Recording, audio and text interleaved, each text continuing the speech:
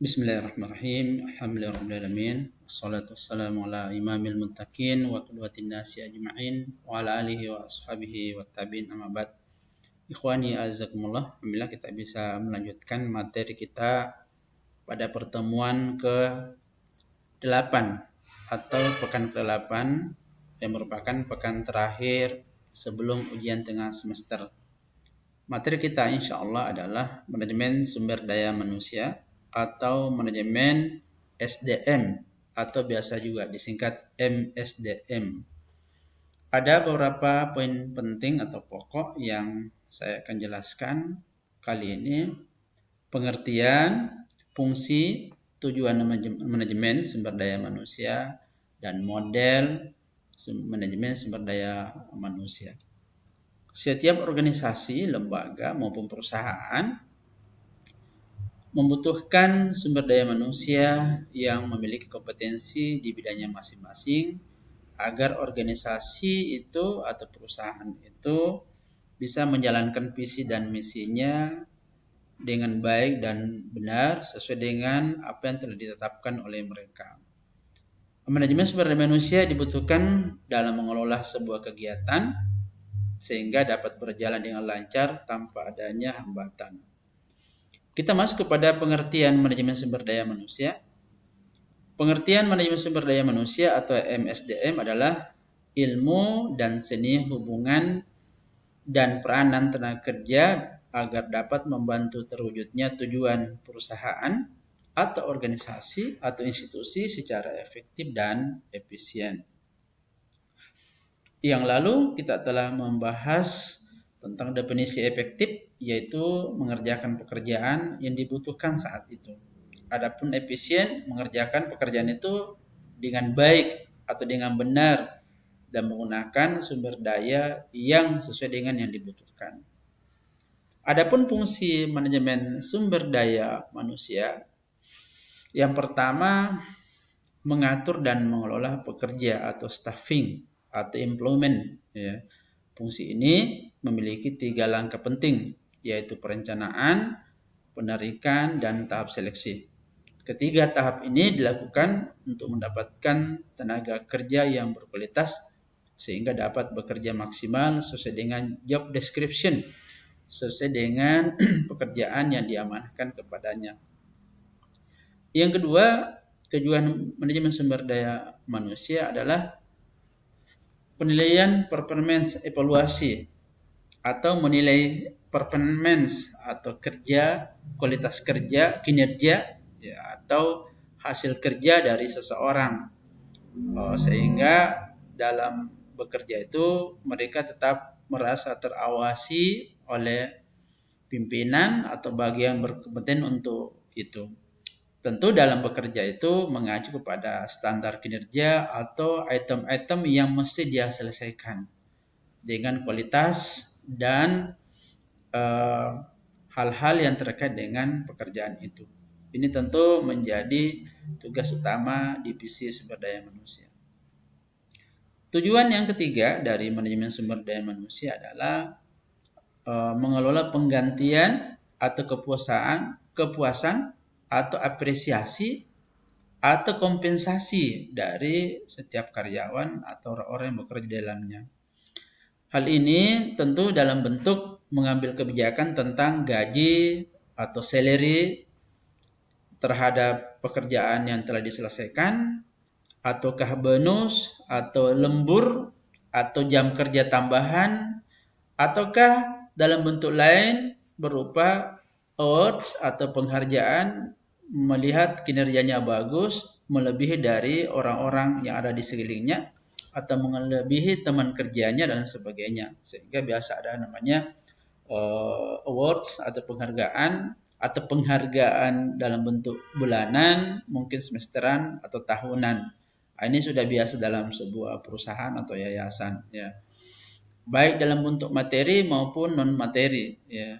Biasanya kalau materi ada tambahan gaji, atau bahkan lebih dari itu ketika perusahaan itu memang orangnya agamis, ada budgeting untuk memberikan hadiah umroh misalnya atau haji bagi karyawan yang memiliki kinerja yang bagus. Kemudian yang keempat, ikhwas sekalian yang berbahagia, menjadi pusat pelatihan dan penasihat, training dan development. Ketika seseorang masuk dalam sebuah organisasi, dalam bentuk karyawan, baik dosen misalnya dalam sebuah institusi, maka dia harus menjalani dua hal. Yang pertama, orientasi kerja dalam bentuk training. Ya. Kalau perusahaan training di mana dia ditempatkan. Kalau dia di marketing, training marketing. Kalau dia di bagian humas, dia di training humas dan seterusnya. Kalau dia dosen, dia training pengajaran, pembelajaran, training membuat RPS, rancangan pengajaran semesteran dan sebagainya, training membuat soal, training melihat atau menilai soal, training dalam mengelola, melihat situs ya terkait dengan nilai-nilai atau penugasan mahasiswa dan sebagainya. Demikian juga development, pengembangan dalam bentuk wawasan, ilmu ya atau informasi yang terkait dengan pekerjaannya. Ini sifatnya development, pengembangan SDM dari sebuah unit kerja. Yang kelima, tugas dari manajemen sumber daya manusia adalah membuat relasi atau employee relation, mengkondisikan orang yang bekerja dalam sebuah organisasi ada komunikasi atau ada hubungan ya dengan orang-orang di luar, baik secara individual maupun secara organisatoris berupa serikat pekerja, serikat buruh, persatuan karyawan, persatuan buruh, persatuan yang lainnya yang jelas terkait dengan sesama pekerja, sesama karyawan ya. Sehingga ini biasa yang menjadi power ketika ingin memprotes atau ingin mengadakan show force ya, menunjukkan kekuatan mereka dalam bentuk demonstrasi atau mogok kerja ketika ada hal-hal yang tidak berkenan bagi mereka atau merugikan mereka. Nah, ini gunanya namanya employee relation, ada ketersambungan antara dia dengan orang dunia luar ya. Yang keenam, fungsi dari manajemen sumber daya manusia adalah mengatasi permasalahan, yaitu personal research ya. Persoalan individual SDM ya dalam perusahaan ya. Mungkin dia tidak maksimal atau mungkin dia tidak bisa melanjutkan pekerjaan atau bisa juga dia minta pemutusan hubungan kerja atau PHK atau minta dirumahkan istilah pada hari ini. Tentu divisi SDM yang menangani masalah-masalah seperti ini, yang jelas tentu manajemen sumber daya manusia menginginkan perusahaan, organisasi, institusi, organisasi tidak merugi sehingga orang tersebut mungkin yang dirumahkan atau diminta untuk istirahat dulu di rumah beberapa waktu dan lain sebagainya. Kemudian tujuan terakhir dari manajemen sumber daya manusia, ikhwan ya azakumullah, adalah menangani kesehatan dan keselamatan pekerja, safety dan health. Jadi dalam bekerja itu mestinya memang ada standar safety, ya, keselamatan ketika mereka menjalankan tugas, ya, menjalankan pekerjaan, ya. Baik dia bekerja dalam ruangan maupun di luar ruangan, seperti itu. Demikian juga dari sisi kesehatan ada program check up, mungkin bulanan atau tribulan atau per kuartal setiap 4 bulan atau per semester, sehingga ada jaminan dari kita bahwa pekerja kita, karyawan kita, dosen kita atau apa namanya telah memiliki standar kesehatan yang tetap memungkinkan dia bisa maksimal dalam menjalankan fungsi-fungsi ya yang telah dibebankan kepada mereka.